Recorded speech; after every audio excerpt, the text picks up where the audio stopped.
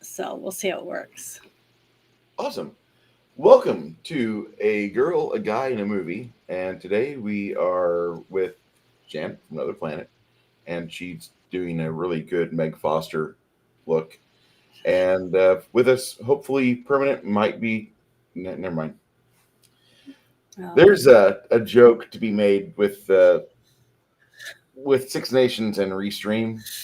I don't want to say it. I know it's going to happen, but this is Restream. I need you to get your mobile stability fixed, because if not, this is what happens. All the he's in. Yeah, how's it going? Fine. The hurricane's doing pretty well. We've got a full. It fades out. just static. Yeah, Yeah. each and every time. So we want to thank you for being here with us today, and we are hi phone. We are enjoying what's going on. Janet here has got an approaching storm, so we're going to try to get through this within 2 hours. That's my Yeah. goal. If we get longer or shorter, that's fine. But first time seeing the movie, Janet, what did you think? I really enjoyed it. I thought it was really good. Uh, I I was impressed on how well they did using all the young people running around with hardly any clothes on and not sexualizing it. Yes, that I was was something that impressed. It was was almost like getting to watch a documentary, about natives, either in the Amazon or like in Australia or some other country that has a few little tribes here and there where the people pretty much don't have to wear a lot of clothes because they don't have a place to wash them, and they just basically make them from whatever they have in the jungle, right? Mhm. So I thought they did a really good job. I was really impressed with that. And when I researched a little bit, the it was really cool to find out the young woman they got to play Tomei's girlfriend and then wife at the time was chosen because she could also speak English. So, but Yeah, she was adorable, and I thought there was a cute little couple. And then I also read that she turned 15 the day they were finished filming. So 16. she was 14. Turned 16, Oh, the final 16. day Okay. of the 16th birthday on the last day of shooting. I was a girl, and I have that as a reminder of the time. I was Mhm. still a virgin, but it wasn't hard to do because everyone was Indian and naked. It wasn't great, but it was good to be uninhibited, she said. Mhm. So I was And impressed with that. I thought it was very well done. I mean, very tasteful. And you saw the natives sitting around while they were doing different rituals, and you saw the mom holding her baby and it was suckling, little mhm. things like that. The children were running around playing. Everyone seemed so natural. And I really enjoyed that. So it didn't seem uh, dirty in any way to me. The part that was dirty, they were all clothed, but they were in a bar being Yeah, the, the human. the the bar scene was the part that made me get the yickies the Yeah, first I time I got the watched it. cringe really bad, but they did a good job at making it very believable. Remember when we watched Wind River Yes. and the scene where how they were treating all those girls, Hmm. those type of things? That's what it was like for me watching that. It was Yeah, very. See, it disproves that just because you don't have clothes on does not mean you're in a sexual position. You know what I mean? correct. This movie had a lot. I was involved with. I was getting toys from like the Smithsonian Institute at the time, because they had these like uh, weird toys that had like these bubbles, and then they had connections, and some of the bubbles had motors, and other motors had like Hmm. gears that were going through them, and other times they'd have like a couple cogs so you could do a 90-degree turn on it. And you had various floats and you had various things, but the Smithsonian had these set of toys out that they only were popular for like 2 years.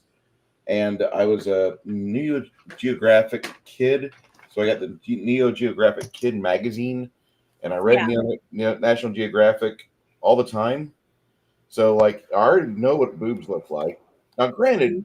National Geographic was not Penthouse, so like I didn't see my first vagina until I was like a little older, Yeah. and I asked my aunt, like, what's wrong with my cousin? Did she get hurt? Does she still hurt? She's like, what? And it's like, what? And she's like, that's what makes her a girl. I'm like, what? And I The just, first time I ever saw a boy naked was me changing a diaper of someone I was babysitting, and I tried to act like, because she was asking me if I knew how to do all that, and I said, "Oh yeah, sure, I know how to take care of it." I was 12, and I remember changing his diaper, and I was like looking, going, "What the hell am I supposed to do with this? How do you clean it off and all that?" But it's interesting because nowadays kids pretty much know what everything looks like before they're even in second grade. hey, Crafty, how you doing? So you know what I mean. Yeah. But I did. I was very impressed at the very tame nature of the whole thing, and the innocent quality of the young man that was the director's son. I was very impressed with him. He was so he had that doe-eyed look on his face of an awe of the world around him. He was really, really good. I was very I impressed. I was so impressed with this movie that when I saw it, I was just maybe 5 years younger than John Borman's son, Charlie. Mhm. But I asked my dad, I'm like, I don't know if I don't know if this guy's ever seen a parking garage before because he just looks at everything like he's got these big wide eyes, like I've never seen this before. Mhm. Hey, the crafting gamer, how you doing, sir? Soy based Jeremy. Yo, yeah. My goodness. This is an R-rated film. It's got a Mhm. lot of woman parts dancing around above the Yeah, a waist. lot of nudity in it. And I don't think that was just a. When did this movie come out? 85. Okay. I don't think that was the only reason why it was rated R. I think it had a lot to do with the actual killings. Yeah, the violence is Because what made it rated R. you see lots of him take a finger and stick it in the hole of that one person who's digging around trying to figure out what the hell happened. They did a good job to me at making me believe that these were real natives that didn't understand what bullets were and things like that. Now they knew the guy was dead, but they didn't have the same reaction to They have death a certain level of that understanding we did, as others. that we Yeah. would. Even the young boy, when the young man, when he, I can't say boy because he was getting married. He had just gotten married to his woman, basically, when he found out his father died. And the way that they did the whole thing about him seeing his father, I started crying. I didn't say anything, but I did start crying when he saw his father through the waterfall, and you could see the look on his face of surprise, like I know this person, even though he hadn't seen him in 10 years, and he was a young boy when he was taken by the tribe, for him, to be his. He adopted him basically. And when he got to explain to him why he took his son, when he asked him, why'd you take my son, and he said, because I didn't have the heart to put him back into the dead world.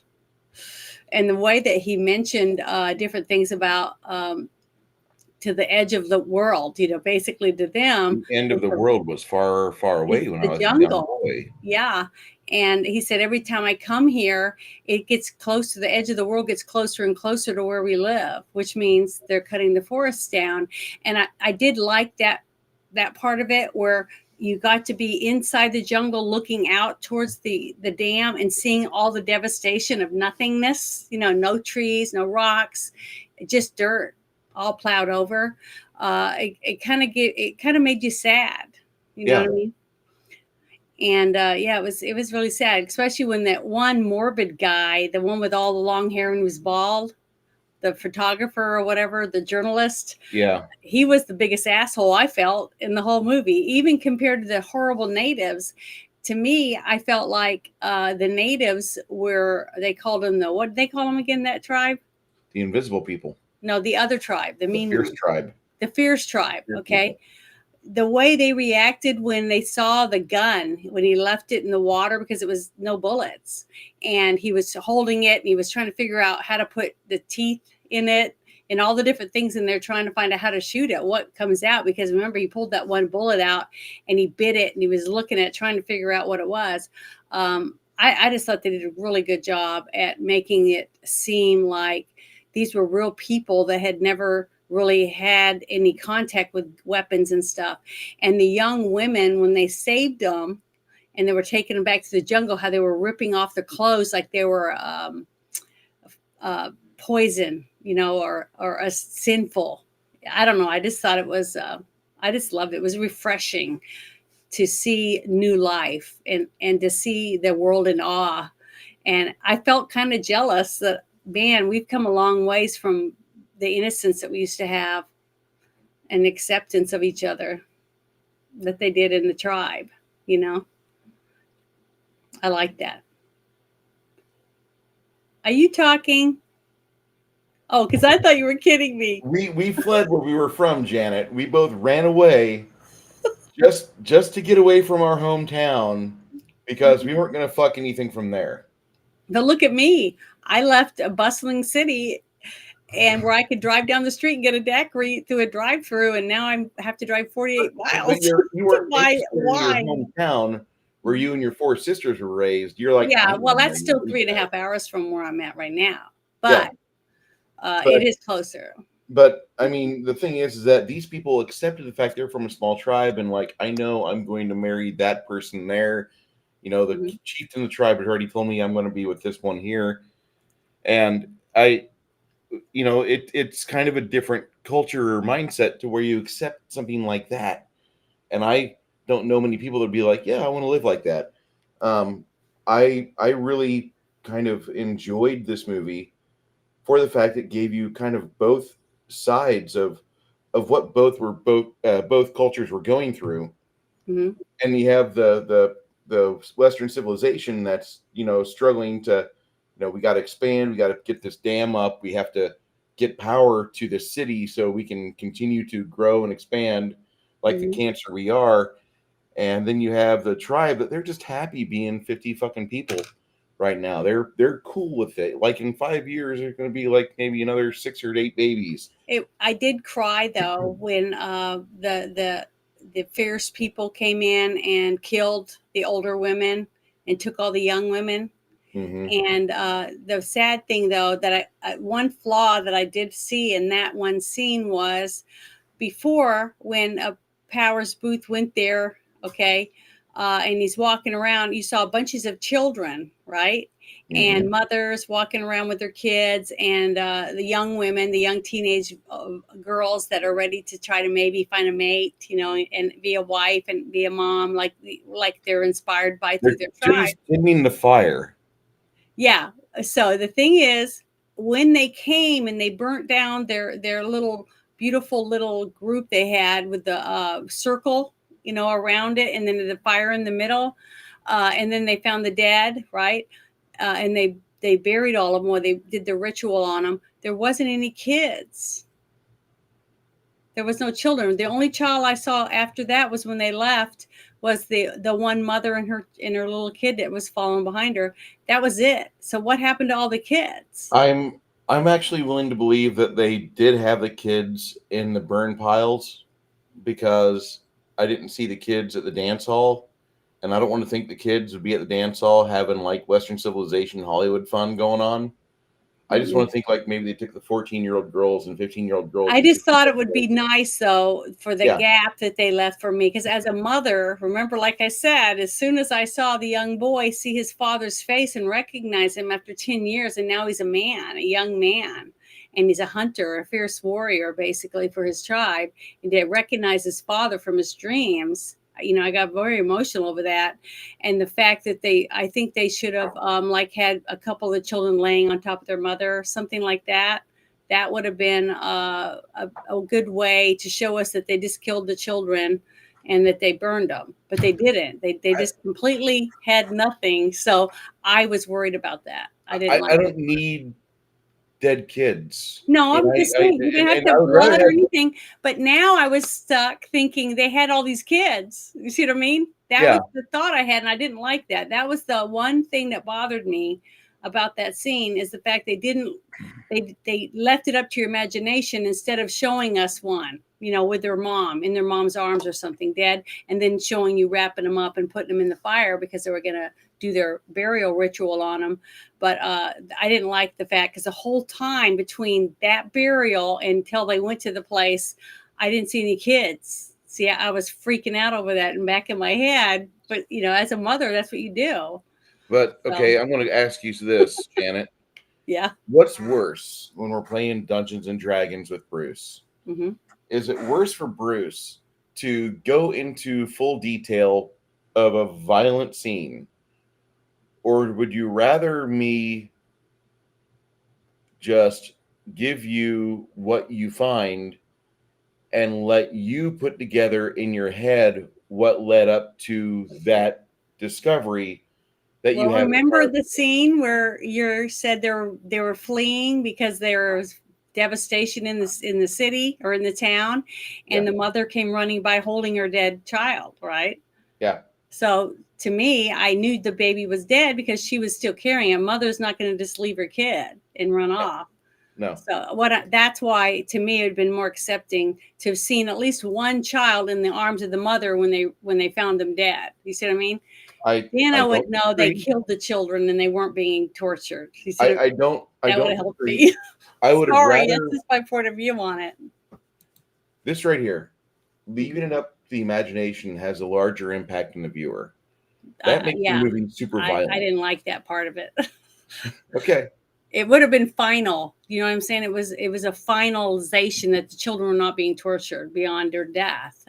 I would have been a bit easier for that. But that whole time I'm waiting to see a child and I never did do it. So I don't know if they're locked in back rooms or what. It was, to me, that was just too much. But there was a lot of violence, like when the one guy that was running down the hallway, the bad guy, and the woman came screaming out of the room and he just shot her in the head. And she fell in the hallway, stuff like that. So it was very violent, and that is why I really believe that it had a rated R, because I really don't think it was just because of the girls' boobs. They were all built. They almost looked like the same girl over and over again because they were all young, Yes. 14, 13, 15 years old girls and native girls, basically. And they were wearing their necklaces and their flowers in their hair and their little serapes around them, and the men too. The men were covered up, so their private area, that part, except for their butt cheeks, you could see them. But to me, that wasn't that bad either, because when you go to the beach, Cocoa Beach, Florida, you're going to see way more skin. Yeah, than you want to see on men and women. I've been accosted at Ocala, Florida, with more skin than what I saw in this movie, and this movie had full breast exposure. And I was pretty okay with that because that's just a normal part of the body. And I'm not saying I'm for all women to be topless at all times, because some women require bras. Gravity, you bastard. But that was another thing I liked about it. The naturalness of it was the fact that you didn't see any overweight natives. Of course not. Yeah, and I remember when I was a little kid getting to go through lots of documentaries with my father and my mom every so often, but she wasn't really into that stuff. I never saw fat people in any of those things because they're natives. They're not eating candy and chocolate and cheeseburgers and all those get rid of things, and soda pop and ice my cream. snack tray. Yeah, they're eating just whatever they can catch, at home, fish and plants and stuff, that berries or whatever they get. So that was one thing I really liked about it. And I remember as a kid, my mom was always saying you have to clean your plate before you get dessert, because she wanted us to eat our vegetable and our meats and stuff before we ate the sweet stuff. And you don't see that anymore. You know what I mean? You hardly hear anybody say that to kids. They get their lunch and the first thing they eat is their dessert. So, and all the soda pop, I'm just surprised all the time when I see so many people drinking so much soda pop. All that stuff, the naturalness of the way it flowed. And you know what? I was waiting for him to find these people so that he could get revenge against them for stealing his child. But once we got to see how he was treated by the natives and the care that they've taken with him, the mother and everything. I didn't hate them. I didn't hate any of the natives for them taking them. I thought it was still sad and wrong that they did it, but I didn't hate them for it. I come to understand why they thought they, in their ways of thinking, because they're not in society like us. They have their own world, basically. It was almost They like get to see he what our fell world from the does to us. sky, to them. I mean, they get to see exactly what our world does to us. And when we come over there with our McDonald's and our Burger Kings and we're building a fucking dam where they used to hunt deer and used to maybe grow like a certain group of fucking mushrooms. And now here we are, we're going to put fucking high fructose syrup and everything. And you think I'm fat? Wait till you got 3 generations down from me where like there's all my fat fucking relatives that I fucking birthed because I put my dick in a fucking microwave that continuously makes fatter kids than me.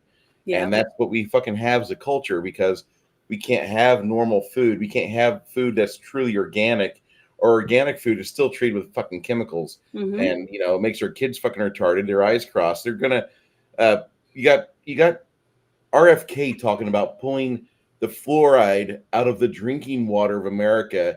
And like every lobbyist from dentists to various health idiocy is going, oh my God, how dare you take away fluoride? And so RFK just pulls the list down of things that happen when you have too much fluoride in your body. And what that list is. But you know what? I honestly feel that the time is now that more and more parents, after the whole thing with COVID and a lot of parents pulling their children out of schools and doing homeschooling, their diet did change. Because when mommy was making it, or grandma or aunt or dad, they were a little more caring about whether they were eating a piece of pizza every single day, or just chicken McNuggets with no vegetables, or nothing, that type of thing. I think more care went into their diet. So for that 2 years, basically, I think the kids got healthier and probably even smarter. One study I was reading about, it was a documentary. They were saying that when people go to certain colleges, the higher ones for higher learning, that they're very selective. And if it says on the paperwork for the person submitting it that they were homeschooled, that they're at the top of the list. That's interesting if you think about it, because that means that there was a little more care involved in the actual learning part of it. And not just getting a check mark on a piece of paper to get them graduated. Because we're having kids that graduate from high school now that can't read or write. They can't do math. They don't know anything about the history of the world, because basically the teachers are just passing them to get them out of class, to get them out of there. And that's sad. Remember, what president was it? I remember it was on the news. There was a president that tried to make it where the teachers were tested every year. Was that Bush? I think Bush. Well, and then everyone threw a fit over it, saying that was wrong to force the teachers to take tests. I'm like, well, if they're teaching our kids, shouldn't they have to pass the test themselves? Yeah. Well, I wish they do stuff like that. And I hopefully, if we get a new administration in there, we'll start seeing some changes like that, where they start focusing on our children learning something and being able to take care of themselves when they graduate from high school. They can get a job, or they know how to cook, and they know how to sew or do things for themselves. We got kids graduate that don't know how to do a single thing. They can't cook it, make a sandwich, or they seem helpless because they're so used to Uber Eats, and all that's on mom and dad's dime. So, mom and dad won't be around forever. Someone's going to take care of them. But that was the whole concept of this story to me, was to take us out of the city and put us into the jungles and see the innocent quality of the people in there, even though people call them savages because they live in the jungle. But the fact is, everything I saw them do in this movie, at least, was treat everything with respect. They treated the jungle with respect. They treated the animals. They only shot and killed what they needed to take back to feed their people, things like that. And they weren't leaving, devastation in their wake. I just thought it was very respectful, the whole thing. I thought the movie fucking is such a winning perspective on how we can appreciate where humanity has been and how it can go and how it can evolve into a society that does not trample on the environment around it, but it applies smart design techniques into its culture. And while I really do want more hydroelectric, Mhm. uh, I don't think we need it there. We've got plenty of places elsewhere in the world that they would like to have running water. They would like to have broadband internet. Mhm. Um, I know that a lot of people would be like, Bruce, you're an idiot. Do you realize how much power you can make from the Amazon River? I know I'm an idiot. I We've know done it this before. though. Just I think about it. Go The ahead. river they have there is enough to make a nuclear power plant run. They don't have Yeah, to cut down the they don't trees. have to do hydroelectric. They've got nuclear they could do. Hmm. There's lots of other things they could do, and not cut down the forest to put down all these wind turbines Fuck that those. kills birds and everything else, or acres and acres of land to put solar panels on that kill anything that touches it because it's so hot, and nothing grows underneath it either. So nuclear power right there to me is the smart thing. I mean, look at it. They're doing it in Dubai and all these places. They're figuring out ways to make power, and man, they're leaps and bounds ahead of us in lots of areas. And there's things they could do and not cut down the forests. The forests are the cheap, easy way of taking care of business. Same thing like that they're mining for, what is it, lithium in Lithium and Africa and cobalt. stuff, and using children to help mine it, stuff like Yeah. that. There's so many other good things that we could do to help the environment while also helping people. See, but the greedy people don't want to spend any of their money. They just want to take the money from the people and take it from the environment and not have to worry about that. And then they don't have to suffer the effects that they're leaving in their wake like the people do, because they're taking those people's stuff. That And was one of the things I liked about this movie, them showing you what they were doing when they said about the fierce ones were coming to their tribe where they live now, simply because now they see why, because they'd cut down their forest. Their whole forest was gone where they'd put this dam up, and that's where the fierce ones used to live. So it's just like the animals. The animals have to leave. They have to go someplace else because their home has been taken away. So they have to go down river some, and they keep moving down river until they're all crowded up in a little ball at the bottom, right? yeah, But I the story, the one thing I wanted to bring up real quick is the story about, you have a young mother and husband, and he's an engineer, and he's been brought there to start building the dam, right? And they mhm. have a son and a daughter, and they're very young. I mean, they look maybe what, 6 or 7. Yeah, about 5 or 6. Yeah, so the little sister looked a little younger than him, and the dad and mom are out there looking around the jungle, and they're looking about, because the wife is there, so the husband she can see what the husband's going to be doing and what his job is and all that. And they live in a huge high-rise apartment building, in the city, and she's just a mom. She's just trying to take care of her kids, and then she's taking care of the daughter, and the dad takes the son, and they're running around the woods looking around, because the young boy said he saw people in the woods, and then the mom thought he made it up because he wanted his dad to play with him. But when the dad goes in the woods with him, he says, well, come on, let's go back and find mom. And that's when he realized his son's missing. Okay, because these people were able to stand right there in the woods right behind you, and you wouldn't even see him because of the camouflage makeup and everything they were wearing. So that's how his son disappeared. And then for 10 years, he was searching for his son, having different groups of people. When he had a chance to go out and go farther and try to find out about the tribe, that they left that one arrow in the tree with their paintings on the end of the arrow. But you don't really get to see that much of the mother after her son disappears, because you see more and more of the tribe where the young boy is at as he's growing, and you also see the dad searching for the son in the jungle. And then you saw a couple snippets of the mom in the apartment with her daughter now, that's a teenager. And the scene though, when he finds the son, and he wants the son to go back with him, but the son says, no, this is my home now, because now he's becoming a man, and he's in love and he wants to be with his wife. And so it's very heart wrenching as a mom or as a parent to see that and to understand that all children, like just like you and I, we grew up and we wanted to spread our wings and start our own lives, you know. And once we get out there and realize how hard it is, you want to go back home, but it's never the same. You can never go back to the way it was when you lived there before. You can go visit, but it's never the same. So Yeah, that whole thing was emotional.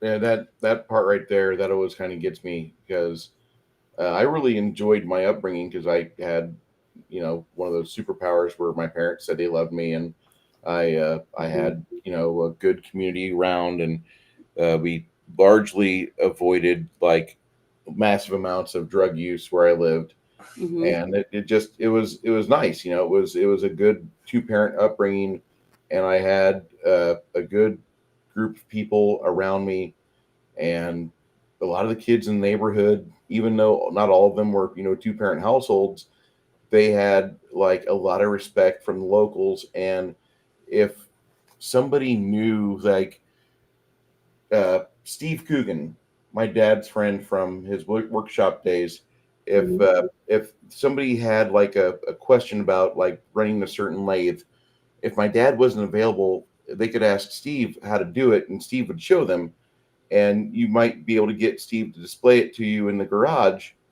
And it wasn't like, dad and father and son time, but like having an older guy show you something and give you mentorship, there's still like a little twinge of like, hey, this person gives a shit about you, and they care for you enough to show you the right way to do things. And hopefully, this is the only time I have to show you this. And from here, you just explore and work on this and do this craft and this practice, and the muscle memory will build, and you'll eventually be a really, really good artisan on your craft. Mm-hmm. And so there was that. And my dad, he has in the little town of where they live, he bought the Shell station next door that for years was empty until this farmer bought it. And we found out that the farmer bought it because there was a giant fucking cherry picker you could use on an international tractor. Mm-hmm. And so he was doing engine rebuilds and pulling out giant freaking just pieces of machinery with that thing. And then because he was not in the best of shape, he died later, not much later. Before I was in my mid 20s, my dad had bought that building, and all of the woodworking stuff he had in the basement, suddenly it starts to migrate next door. So now my dad doesn't have to go like downstairs, down 15 to 20 stairs. Now my dad just has to walk across the driveway, and Mm-hmm. he's got this giant interior of a garage and shell station that he Yeah. can just put his stuff in. And so my dad leveled up when he got that, and he was really happy. And Yeah. I My was really, dad just built a couple of different buildings in the back, and he made them into different shops. So, he had one for woodworking and then one to have his, what is it? Not soldering, welding stuff, it's things just a like that. dad maneuver. Yeah. He was doing all kinds of weird things out there. But yeah, he was always collecting things too. They'd be all, the back wall would be filled up to the ceiling with whatever it is that he wanted to put back there in boxes. So tons of things. But yeah, uh, the character arc for the dad was you could tell. I like the fact that they didn't get divorced, that they stayed together, because after a tragedy like that of missing a child, it just disappears, that you don't know where it is, if it's alive or not, is causes a lot of people to get divorced. So I was happy to see that for their family. And when the son goes looking, because he's trying to find his other father when the other one had died, was killed by the fierce ones, and he went searching and he climbed up that whole side of that building because he didn't know how to find him besides that. Uh, and he's knocking on the or pounding on the glass door, and the mother sees him, Tommy, through the window.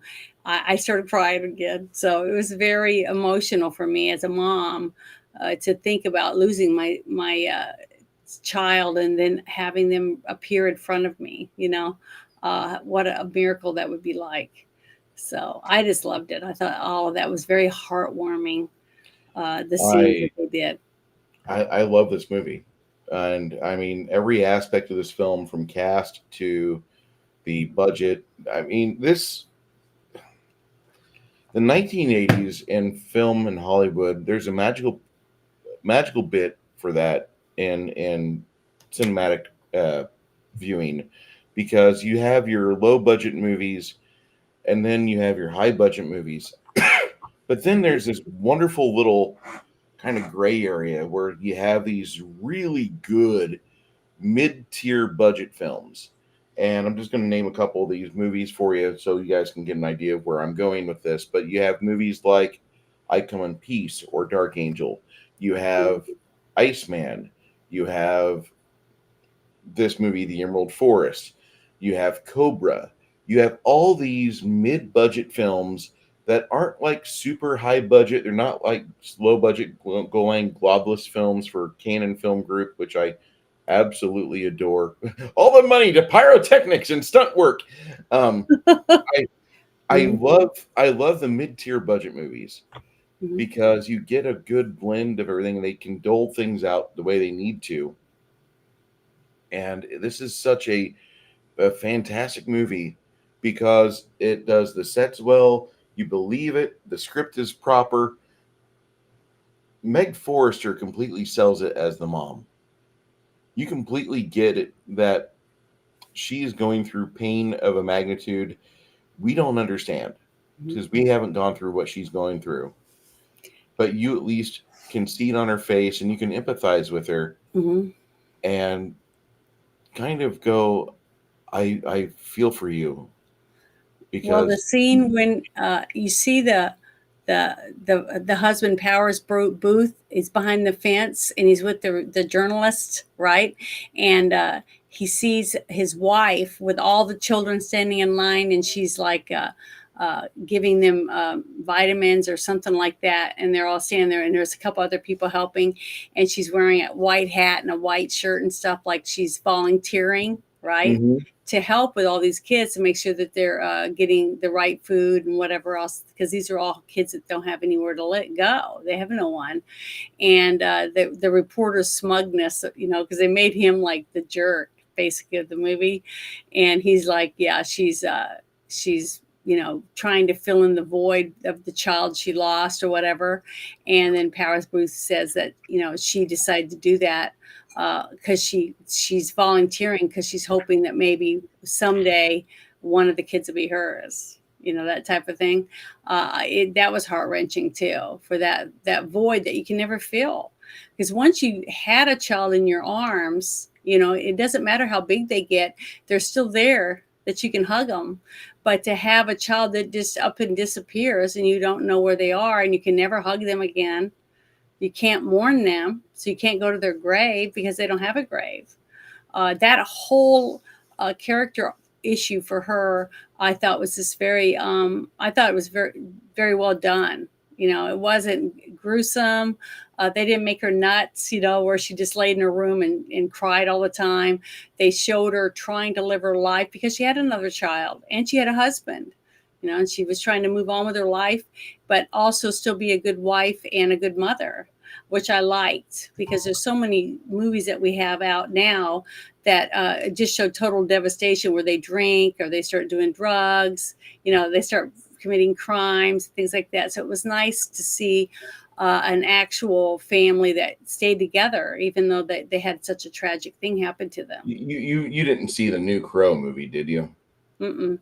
I Okay. don't really want to see it. There's No. nothing that's going to I, be as good as I, the I, original. I didn't plant the idea in Nick Weiser's head, Mm-hmm. but Nick Weiser did my bidding anyway, Mm-hmm. and he went to go see the movie, and then I watched the episode where comics and how all 32 flavors of Nick Weiser's friends were in a panel. Yeah. They're discussing a new Crow movie, and hearing everybody like just wail to God and the gods of like bad celluloid for their punishment they had wrought upon them by bringing The Crow 2024 to a movie house near them, and they Yeah. watched it. They watched it. Hmm. No, they paid money to see a bastardization of a wonderful story told much better 30 fucking years ago. Hmm. And because the movie house paid James O'Barr, the creator of The Crow, to get involved with this, he did, and he even talked nice about it, which I don't understand how you could ever talk nice about a retarded child that was cross-eyed and paraplegic. Like, I don't know how that could ever fucking happen. Like, I have big hopes for this one. He can't crawl, he can't run, but maybe he'll be a football one day. Like, how in the fuck could you talk nice about the fucking Crow 2024? And it didn't happen in that stream. Uh, Every single panelist in that movie or in that channel, mhm. like they all took turns on it, like fucking Caesar at the Senate. It was wonderful. I fucking love. Whenever I'm depressed, I go and I watch everybody's discussion of the Crow 2024 with Comics Division, because it's like you might have like you might not have masturbated today, or you might not have like had a fun movie watching time where a car Yeah. exploded where you wanted to, or maybe Jack Black lived at the end of the movie. I don't know, but at least you didn't see The Crow 2024, Mm-mm. and that right there is worth a happy wank. Well, I'm glad I didn't see it then, because if it was that bad, I made a good decision. It is the worst. Let me go searching in Comics Division. I'm going to put Maybe one day you and I can watch that one and that other one, the Willy's Wonderland or whatever, and we can compare which one's worse. I don't want to watch Willy's Wonderland. I would. I don't either. I Ugh. saw enough of it. I'd The rather 15 minutes I saw. do a live reading of a story I wrote when I was 9. Okay, Yeah. I don't ever want to discuss that. Well, I would rather see that too, I think. No, we're good. We're quite good.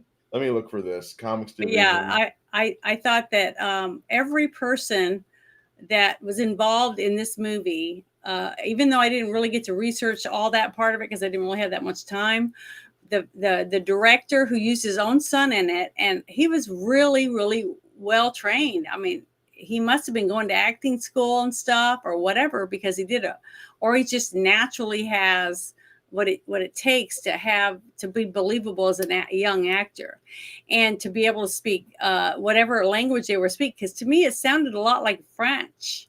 It had French and Portuguese notes to it. Yeah, it did. It was a mixture. It's very believable for someone like me that has no idea what language a tribe in the Amazon jungle might speak, So it was very believable to me of them to be able to communicate that way. And the fact that the father was able to speak some of the language too. Remember, because he did a good job at acting like he didn't understand everything they said, which was more believable than understanding every single word, a native might say, you know what I mean? But the fact that he's an engineer building a huge giant project in the Amazon, it seemed feasible that he could speak the language of some of the people, the people that are from there. So, because it's a lot of the people, remember when they're running the bulldozers and all the other equipment, they spoke the language. So I thought that was a really good touch that they added. But the costuming, the way the girl's hair was done, the dramatic makeup that they used, and the elaborate headdress and stuff they made, and it looked like it was made out of real grasses and palm fronds and different things like that, for the costumes of the natives when they were doing the dance, the rituals and things like that. I thought they made it very authentic. Even the sets, like where they lived, in that little round hut that they built and everything, it was very authentic. So whoever they had and hired, like you said, that the whole thing was filmed in the Amazon jungle. So they did a very good job at making it look authentic to me, to make me feel like I was actually walking around.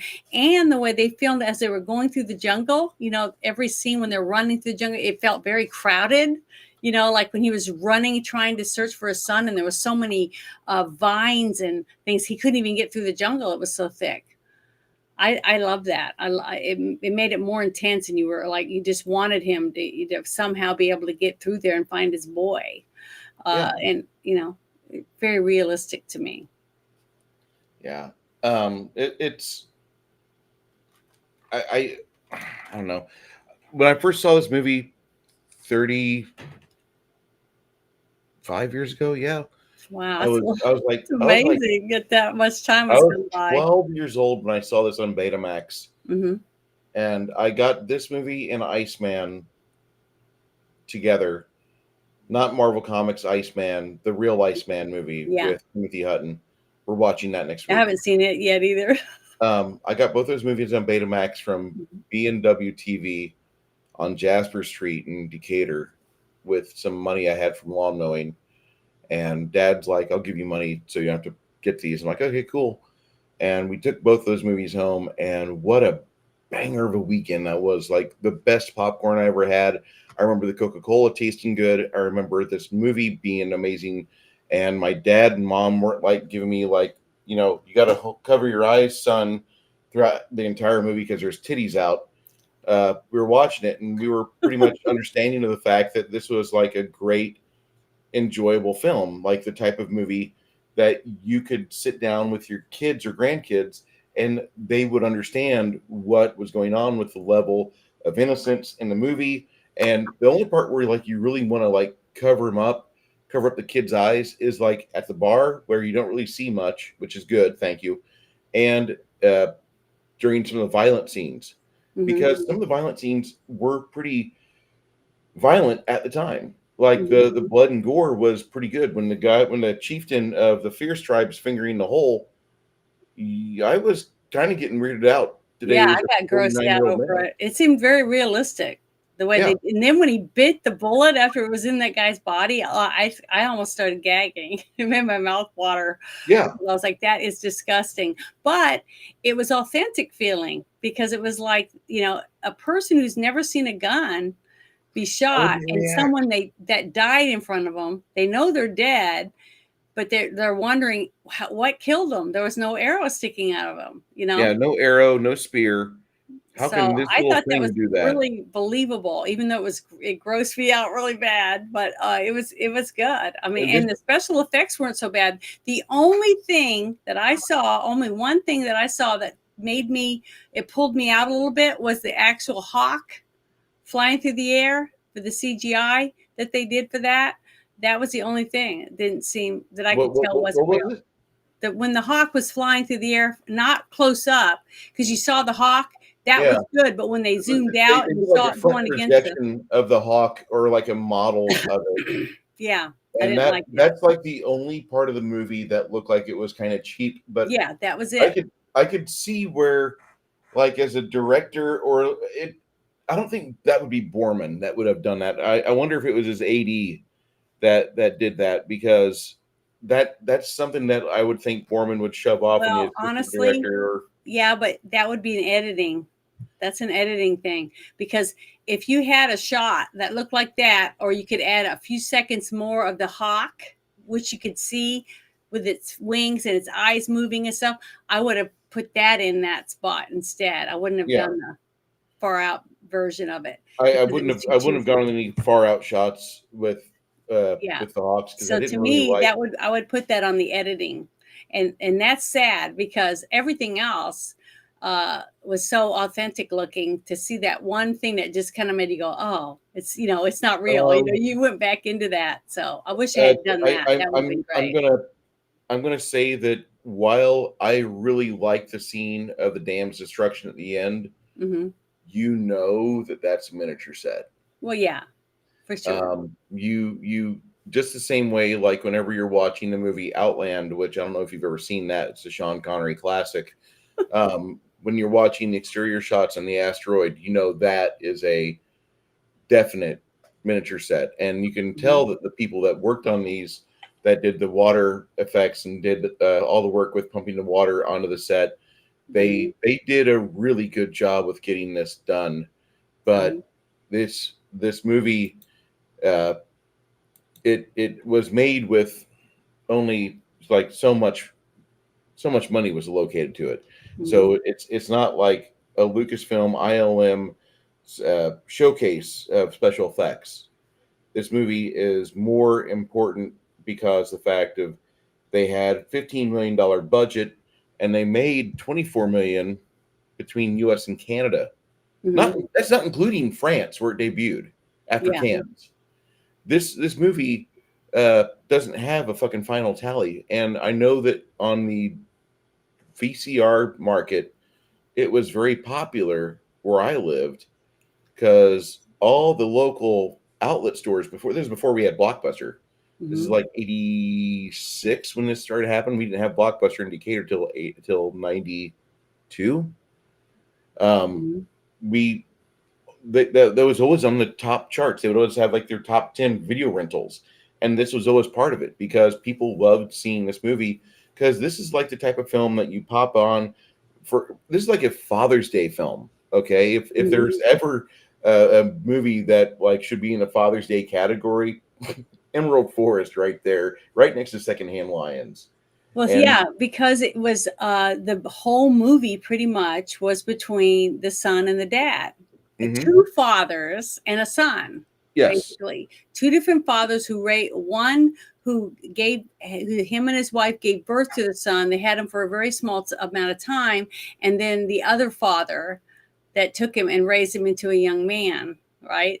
And yes, taught him how to hunt and other things like that, and about respecting nature and all those things. And I just thought it was really, really, really good that the dynamic between the two fathers and how they both were jealous of the other for the time that they were able to have with that boy. You know what I mean? When they yes. weren't They there. they they both exhibited a bit of envy towards each other. Hmm. Because when And the young boy said he called one, he called father, him father, and he said, "I'm your father." He said, "No, you're my daddy." I just love that. I almost started crying when he yeah, said that because he was a young boy the last time he saw his father. So when he would dream about him, I'm gonna get emotional thinking about it. So I gotta stop for a second. It was it's just really casual. good. It was very heart wrenching. The dynamics of losing your child, and never seeing it again and looking and searching for it. And he needed that. The dad did, even though he never did find him. But the mother was able to stay home and take care of her daughter and dream about her son, but not get to hold him again. So that scene when she got to hug him, I just thought it was really good. Sorry. You're you're perfectly within your wheelhouse But it on was this. really, really, it was very good. The director was phenomenal at This at is um this is bringing John the emotion Borman. out in his actors This is for the John Borman characters. we're talking about. Hmm. John Borman, for those of you that don't remember the great movies that this British film director's done, he's done Point Blank, Hell in the Pacific, Deliverance. He's performed us Exorcist 2, Excalibur, Oh yeah, that's right. Hope and Okay. Glory, The Hmm. General, The Tale of Taylor of Panama, and Queen and Country.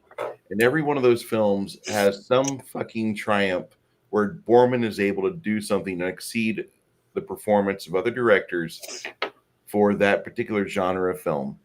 Also, he made one of my favorite movies.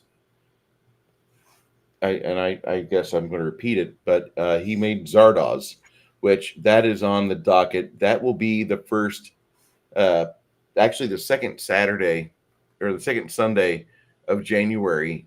We're going to Hmm. be doing Zardoz, and Janet has never seen Zardoz, Hmm. but that is a Sean Connery classic and mimetic as hell because you've all seen the memes. Well, yeah, I've seen a lot of memes, but just like the meme that you saw Yes. from what was it, the Robert Redford movie? Remember that I wanted you to watch? Oh, that's Uh, Jeremiah Johnson. Yeah, Jeremiah Johnson. And you saw that meme later again after we saw it, and he was like, "Now I know where that came from." Yeah, So and that's a there's some perfectly. really good memes out there using some of these older movies, and I think it's wonderful. But Well, I guess I have to give you a sneak peek of this because you're still kind of like, okay, hold on, let me find this but because I thought it was really good. And then the part that was to me was very emotional. Another emotional part was when his father, his tribal father, and the rest of them come back after taking Powers Booth back to the edge of the world, right, in a hammock because he was all drugged up on the whatever it was. He sniffed up his nose to see his jaguar animal. Whatever you would call it, familiar or something. Yeah, Uh, his spirit animal. yeah, his spirit animal. When they did that and they left their people at the tribe, and that's when that evil tribe went over there and killed all the older women and left them, right, and they took all the young girls to back to that guy that wanted them for his prostitution or whatever. Holy moly, what is that? That is Sean Connery, just as you've never seen him before. No, I've never seen him. He's not really wearing a loincloth, is he?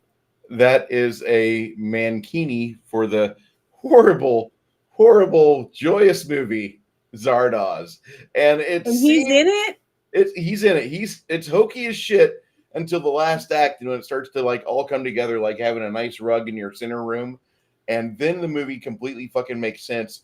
But you're like, the fuck did you make me watch? See, And that outfit that he's wearing, that's what's so funny about this. It's good that I'm going to get to see a movie where a man is wearing hardly any clothes and boots because you guys, all the men have full armor and shit, playing DD, Pathfinder, and the women are wearing hardly any clothes and oh they're come warriors. on, you've got your buckler on to like block one boob. I think it's great. It's Well, one of good. my It's nice to see a man represented in a loincloth and some thigh-high boots, basically. I think it's without hilarious. Zardoz, there would be no bar. What is that? What was the Eastern European Bardock? I don't know. There's a really bad movie. I'm from Afghanistan. My sister is the number one prostitute in all the city. That Yeah, guy. you see what Booth said? Booth said It about looks him. like an albino grizzly got trapped in a package of Twizzlers. Oh my goodness! Yeah, he was awful pale. That's why I thought he Pale was wearing and long hairy. johns.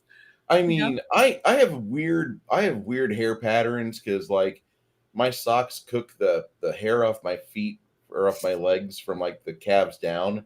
So like I'm super hairy from my right at my kneecaps, my knobby knees up, but from the knees down, I look like a bastard hobbit.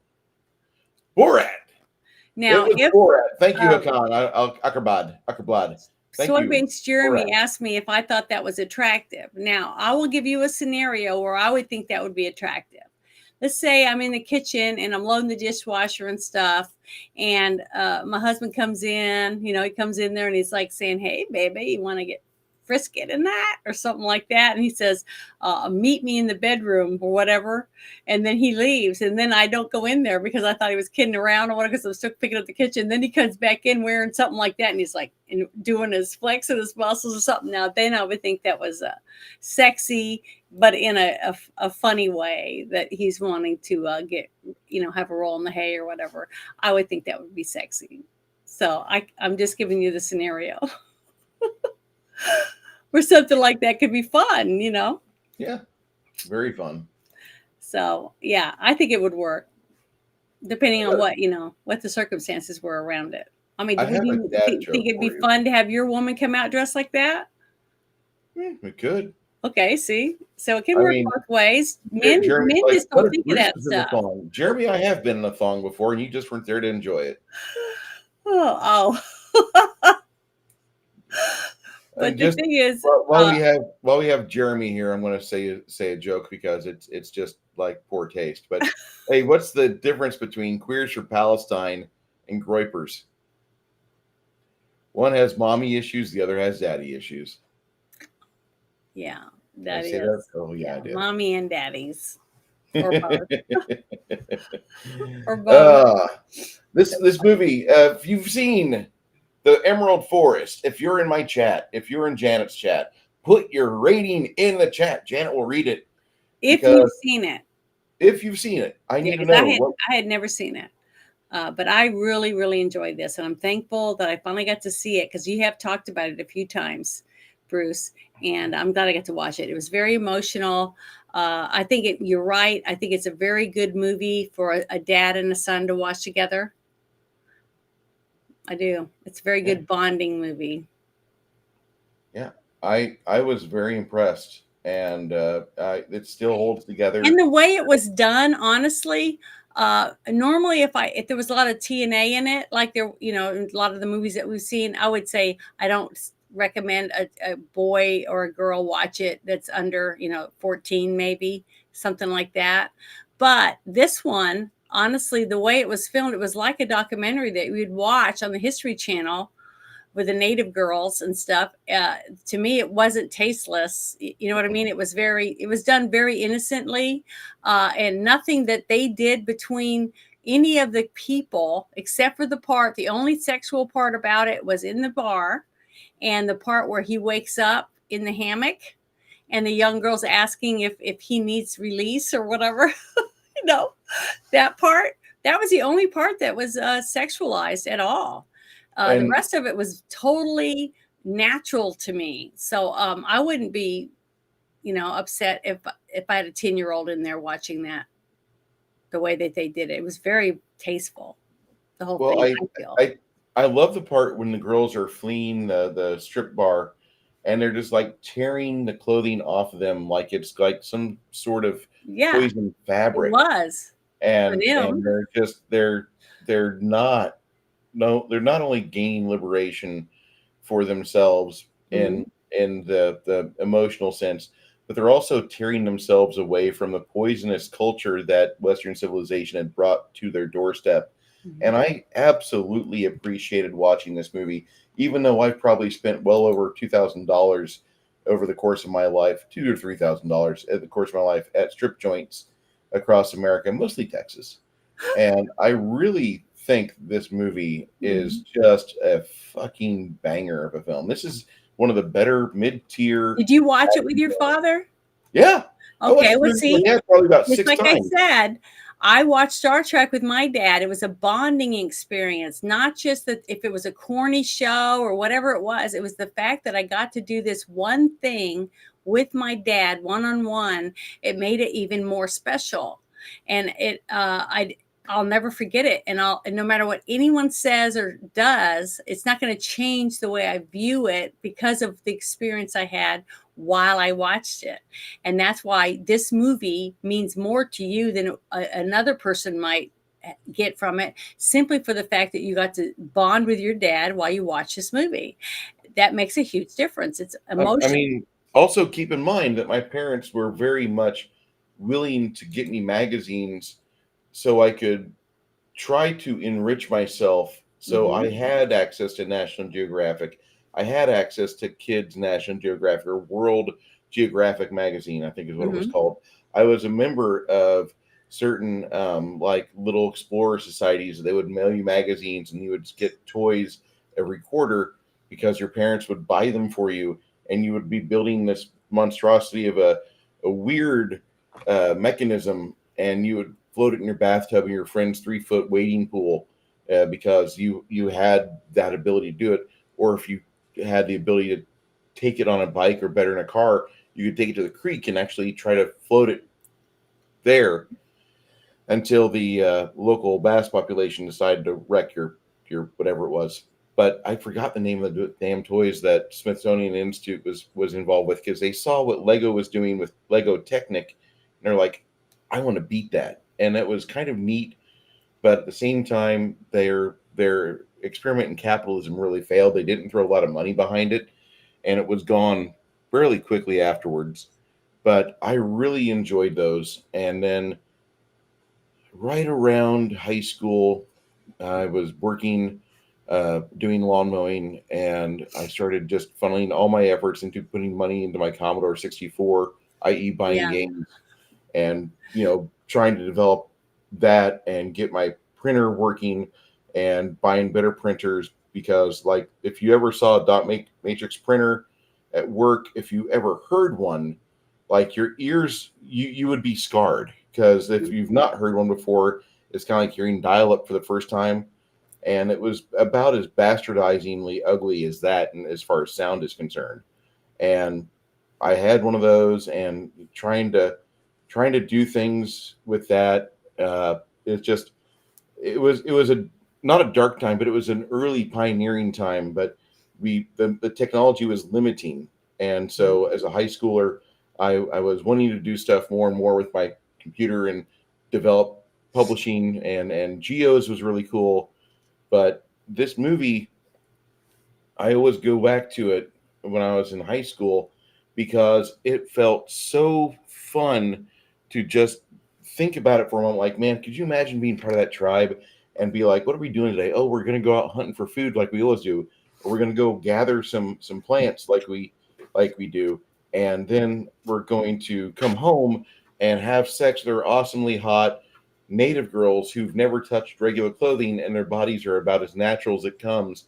And I really like Dira Mays or whatever her name is, the wife for young Tomei. I thought she was probably one of the most beautiful girls of the South American continent for many years. I just Mm-hmm. looked her up on IMDb, and she's still beautiful. Well, yeah, So she was very, very beautiful, yeah, and she did a very good job at playing a young, innocent girl that was yeah, smitten with one of the young men in her tribe. Yet she was very, and it was not sexual either. That's what was so cute about it. It was very realistic at two young people that were infatuated with each other that might want to kiss, that were thinking about it, that type of thing, but they dare not do it. You know what I mean? That point of view of it, I just thought it was very well done and very tasteful. But when you said what you did, one of the things that I did with my dad too was this kind of stuff. Did you do this with your dad? See what I have? It's a geode rock, yeah. and you get it and you smash it open to see what's inside. She was And inside. then also, I got tons of this stuff around my office, but I collect stuff like this shark teeth. I've got tons of stuff in my office. I mean, so many things. It's very, very interesting. Every single time I go to the beach, that's one reason why I like to drive if I get to go, because I can bring back whatever I have. Whatever I collect on the beach, things like that. Now, I did bring back some things that I got when I went to the beach this last time, and I made a shadow box and I put pictures on my website and stuff. But I just loved it. Yeah, I had a chemistry set. I had all these different things that my parents encouraged us to do to learn about what was around us and how things work. And I wish more kids could do that type of thing, like the Odyssey of the Mind, Hmm. things like that. So yeah, This, I, this is I a loved it. this is a toy set called Capsella, Hmm. and you had little nodules you'd plug into each other, like what you see here.